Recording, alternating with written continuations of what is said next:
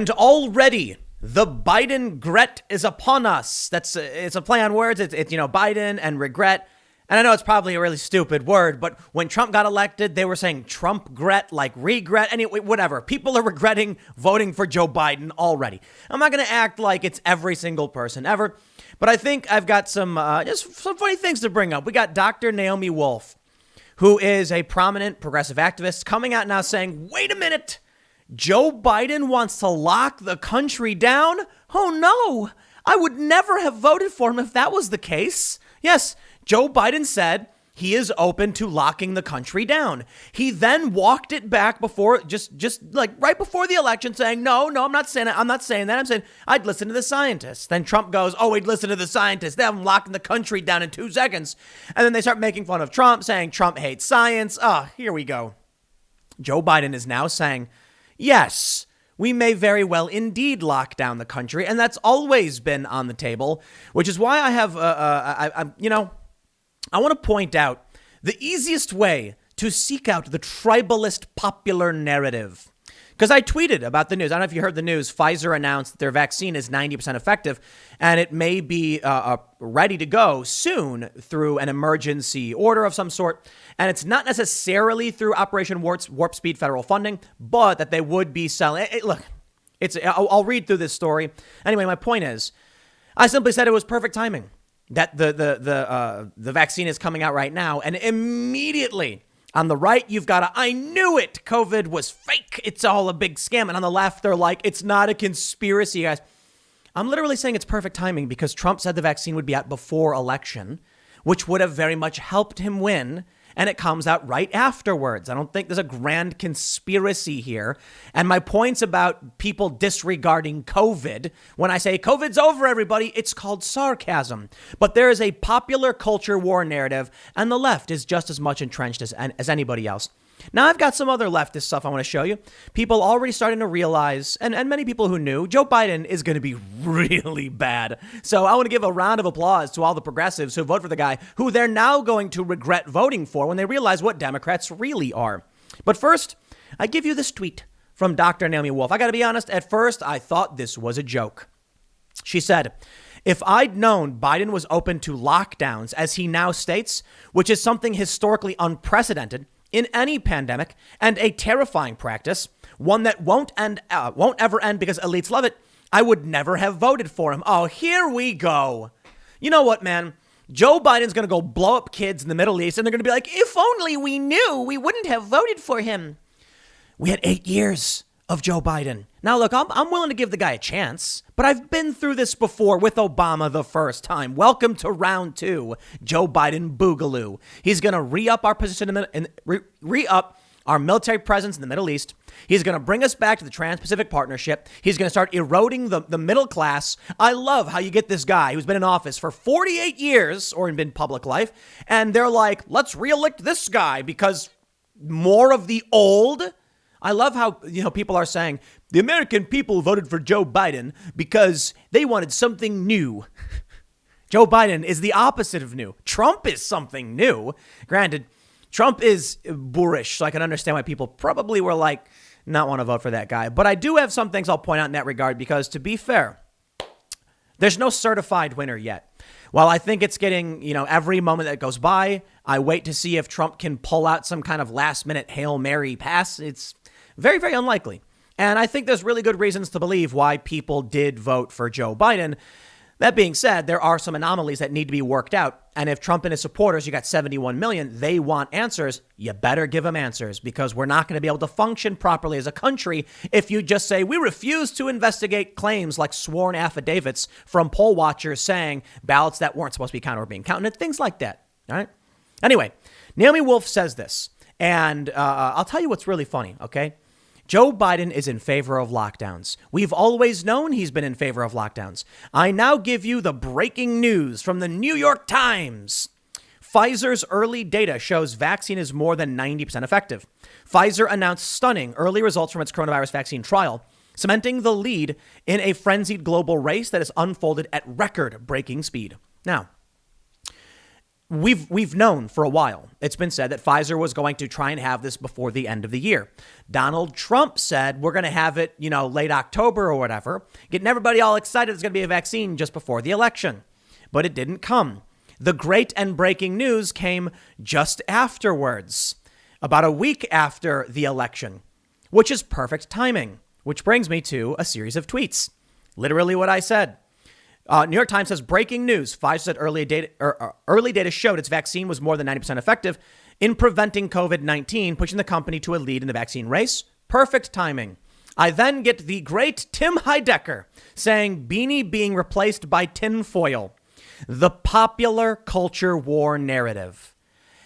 I responded, Trump said it would be ready before the election. It was ready right after. It's perfect timing. If they announced this good news about 90% effective rate and a potential looming release, Trump would have done way better in the election. No, it's not a conspiracy theory. I'm making fun of the idea that this just came out right after the election already ended. And I'm not saying it was on purpose. It's just breaking news.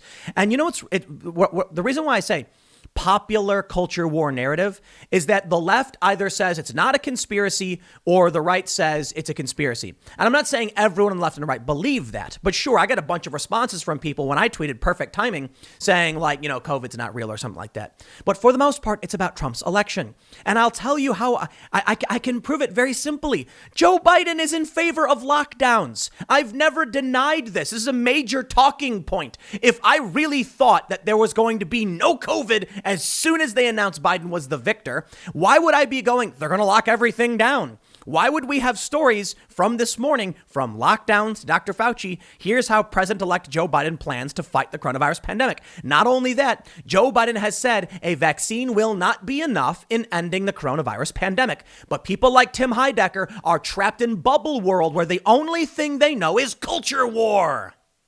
Sure, I'm entrenched in culture war stuff all the time as well. But seriously, dude, I tweeted perfect timing.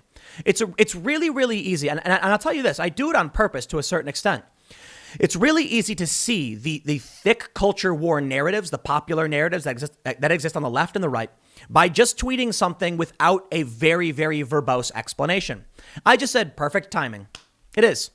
If Trump got this news before the election, it may have helped him out a whole lot. If Trump got the stimulus check passed, he may have actually won. Okay, that's the point. Not that Pfizer is sitting there going, we'll wait till after the election to announce. We've known that Pfizer was close to a vaccine. Trump just said it was going to be before. Get it? More importantly, the big concern about Joe Biden has always been lockdowns. So I don't believe that the vaccine is going to come out and then Biden's going to be like, we don't need a lockdown anymore, anybody. No, we're going lockdown, baby. That's a strong possibility.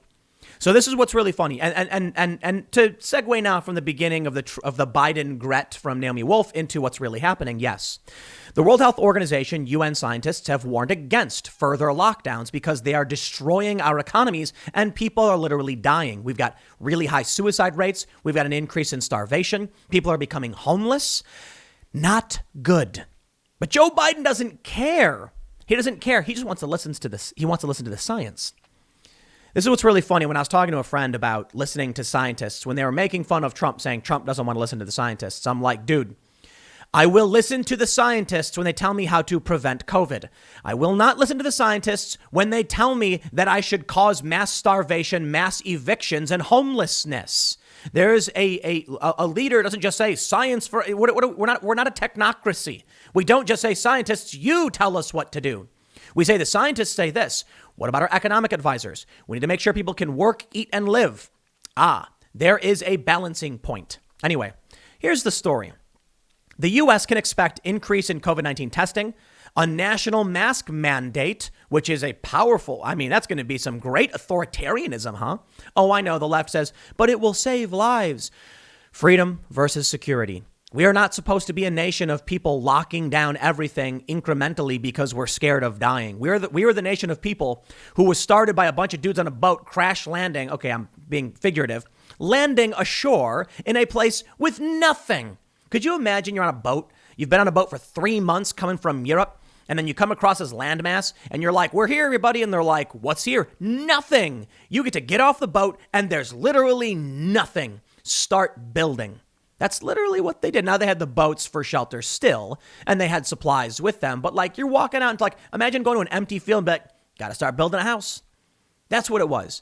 And that's a lot of where, our mentality comes from. The pioneers who came to this empty, big and open space. And I understand Native Americans were here too. And there's other people who have different perspectives. But even if you go by the Native American narrative, these are people who crossed the Bering Strait and wandered into the wilderness to survive. I think we can do all right to not constantly say, shut everything down, take everyone's rights away because we're scared. Yeah, we can be scared, but we have to balance success, the economy, the science, saving lives, because it can go both ways. We lock down for too long. What happens? Lots of suicide, depression, homelessness, all leads to death. We don't want people to die. It doesn't matter what they're dying from. We don't want it to happen. When people die of old age and natural causes, we're still sad. We'd like to prevent these things. Anyway, here's the story that is bringing about the Biden regret. The U.S. can expect increased COVID-19 testing, a national mask policy, and the possibility of a nationwide lockdown. Wow. Once President-elect Joe Biden takes office January 20th.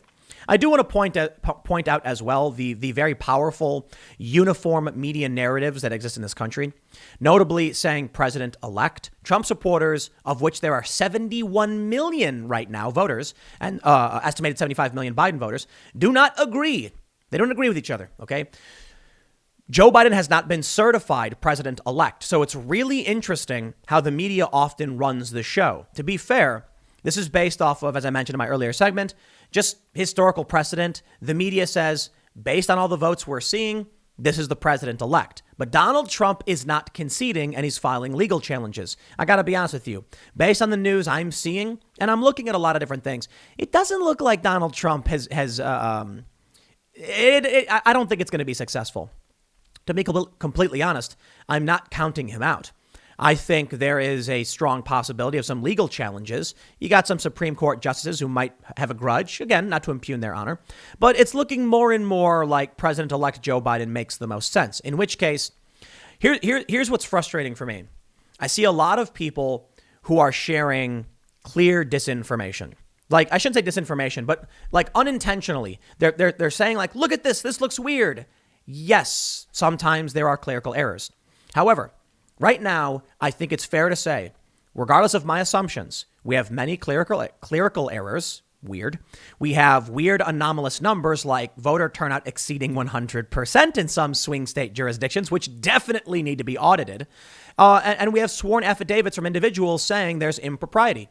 That must be cleared up, period. Will Donald Trump be able to overcome this media narrative and get the job done? We will see. That's why I'm saying, I think it's funny to say president-elect, even though he's not certified the actual president-elect. But again, historical precedents. By now, usually someone's conceded, the other person's preparing the transition. These are not normal times, my friends, okay? Let's read on. The Biden-Harris campaign laid out a step-by-step plan for addressing the coronavirus pandemic that includes more testing, increasing the use of Defense Production Act to make protective equipment for frontline workers, and restoring the U.S. relationship with the World Health Organization. The transition team wasted no time, announcing Monday its own COVID-19 advisory board. COVID-19 outbreaks are worsening in communities across the country as cases reach record high levels of more than 100,000 cases a day, and scientists warn Americans to prepare for a difficult winter. Meanwhile, potential vaccines are rounding the final turn toward emergency approval as states formulate how they'll distribute doses, despite numerous uncertainties and lack of federal funding. On Monday, Pfizer and BioNTech announced that their coronavirus vaccine was more than 90% effective in preventing COVID. President Trump, who is contesting the results of the race, has pointed to the historically fast development of the medicines against the virus under his administration's Operation Warp Speed, while downplaying the threat of the disease. Trump, who spent 3 days with COVID, has also ramped up accusations in recent weeks that Biden would shut down the economy if he wins the election. This election is a choice between a Trump boom and a Biden lockdown, Trump said in Arizona, while insisting that the pandemic is taking a turn for the better, though the data suggests that's not, in fact, the case. Donald Trump was correct. Joe Biden is going to be locking things down.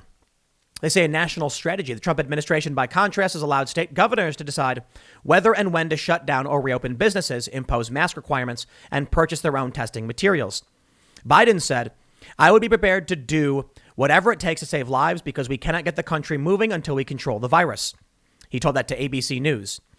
In order to keep the country running and moving and the economy growing and people employed, you have to fix the virus. I would shut it down. I would listen to the scientists. Okay, there it is. Congratulations to everybody who voted against their own interests. Why? Because the orange man had a potty mouth. I know. Listen, I'm seeing a lot of Trump supporters that are refusing to accept Trump may have lost this. Let me clarify. There are real anomalies. It's entirely possible that Trump could flip this in the courts. A lot of people on the left are saying, accept the results and stop coping. Stop coping. You're copium or whatever they're saying it.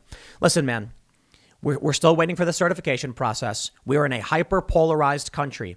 In trying to be fair, we have to recognize that any legitimate claim and sworn affidavit under oath, for which we now have several, I think we have like 3, need to be investigated. Otherwise, you risk disenfranchising 71 million people when we are hyperpolarized. You then try and move to lock down the country, and I don't think you're going to like what happens, okay?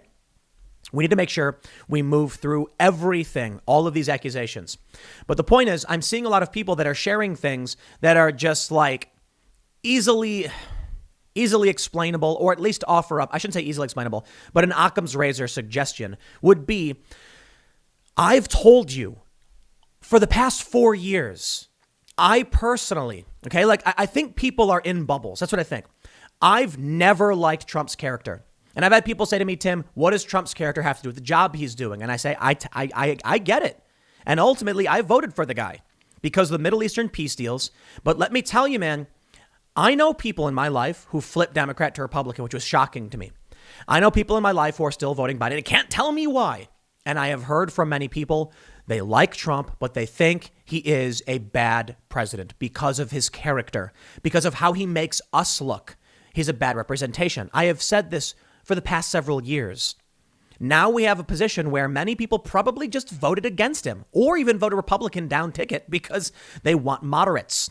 Now, Joe Biden is going to be doing a bunch of wacky leftist things, much that the left will not admit. There's plans for some kind of social justice equity scoring system that doesn't even seem to be legal, they've been talking about.